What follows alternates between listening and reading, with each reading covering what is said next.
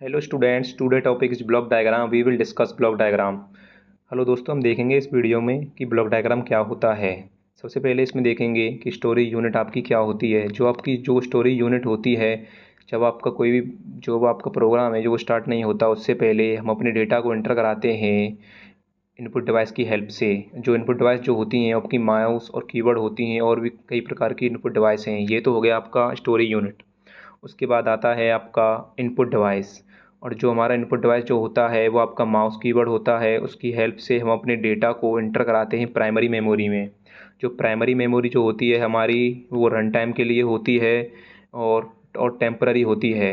उसके बाद आपका आता है कंट्रोल यूनिट। और जो कंट्रोल यूनिट जो होता है, उसके नाम से पता चल रहा है कि ये कंट्रोल करता है आपके डेटा को।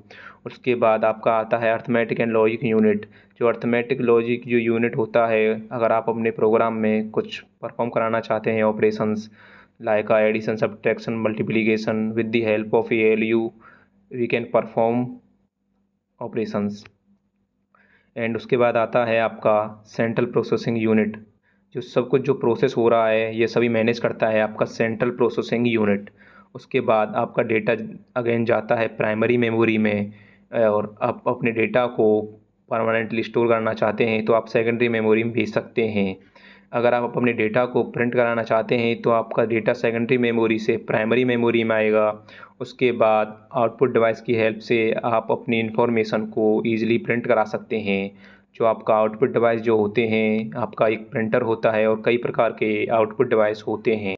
स्टोरी यूनिट टॉपिक आता है हमारा। स्टोरी यूनिट क्या होती है? जब कोई भी हमारी एक्चुअल प्रोसेस स्टार्ट नहीं होती है, उससे पहले हम इनपुट डिवाइस की हेल्प से अपने डेटा को एंटर कराते हैं कंप्यूटर में।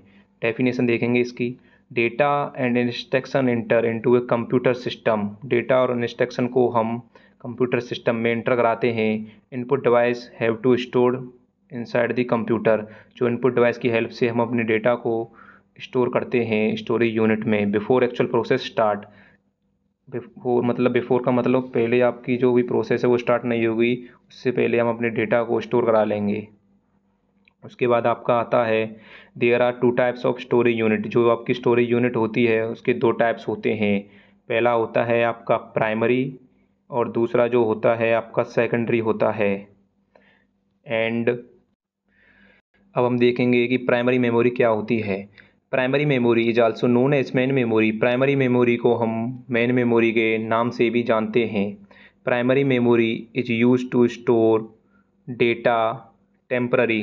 और जो हमारी प्राइमरी मेमोरी जो होती है, हमारे डेटा को टेम्पररी एंड रन टाइम के लिए स्टोर करती है। उसके बाद आता है आपका the memory unit that directly communicate to the computer. जो हमारी मेमोरी यूनिट होती है वो डायरेक्टली कम्युनिकेट करती है कंप्यूटर से।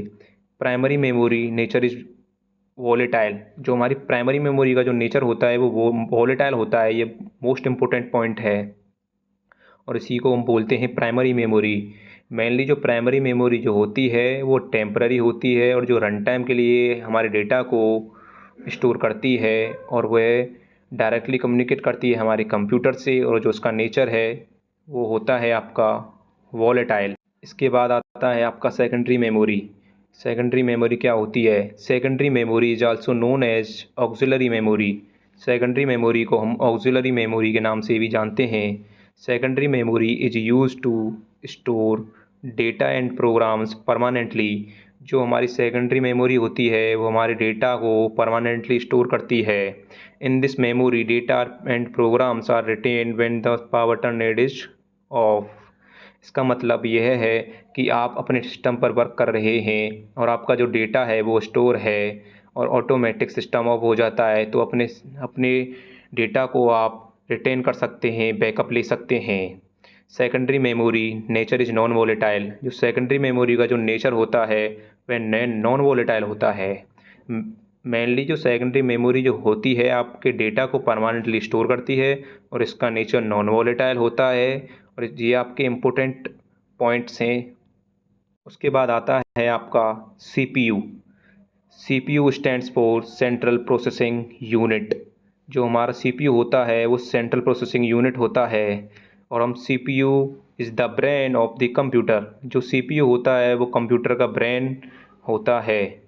And CPU process the data mainly given by user, जो भी यूजर डेटा देता है और CPU उसको प्रोसेस करता है एंड प्रोड्यूस आउटपुट, और हमें आउटपुट देता है, दैट इज़ कॉल्ड CPU। और यह हमारा CPU होता है। यूजर जो भी डेटा देता है और CPU उसको प्रोसेस करके उसको आउटपुट में रिप्रेजेंट करता है, देता है, उसको बोलते हैं CPU। और उसके बाद CPU has two parts. CPU के दो पार्ट्स होते हैं। पहला तो होता है आपका ALU और दूसरा होता है आपका CU। ALU stands for Arithmetic and Logic Unit। ALU stands for Arithmetic and Logic Unit, ये इसकी फुल फॉर्म है। The ALU in computer are capable और responsible of performing arithmetic operation, और ये परफॉर्म कराता है आपकी अर्थमेटिक ऑपरेशंस को। और आपकी जो अर्थमेटिक ऑपरेशन होती हैं वो एडिशन होता है, सब्ट्रैक्शन होता है, मल्टीप्लिकेशन होती हैं, डिवीजन होती हैं, और वेल लॉजिकल ऑपरेशंस भी होती हैं, उसी को बोलते हैं हम ALU। उसके बाद आता है आपका CU। CU stands for control unit, ये आपकी कंट्रोल यूनिट होती है और ये आपकी फुल फॉर्म है CU stands for control unit.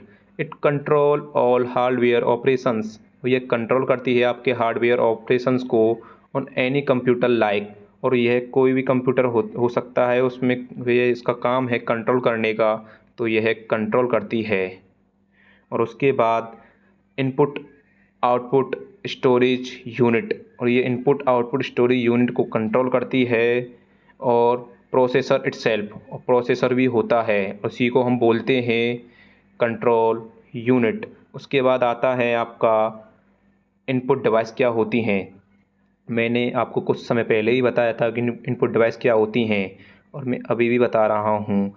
Input device, the device which are use to give input to the computer, जो डिवाइस कंप्यूटर में इनपुट देने के लिए यूज होती हैं उसको हम इनपुट डिवाइस कहते हैं, that is called input device.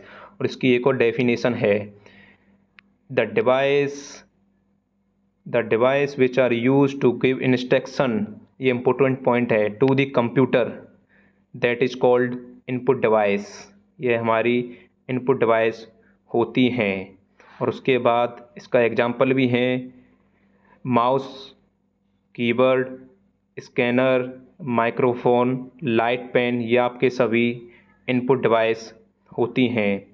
उसके बाद आता है आपका output device, the device which are used to display the output, that is called output device. और इसके एग्जांपल हैं आपका, पहला मॉनिटर, प्रिंटर, स्पीकर, हेडफोन।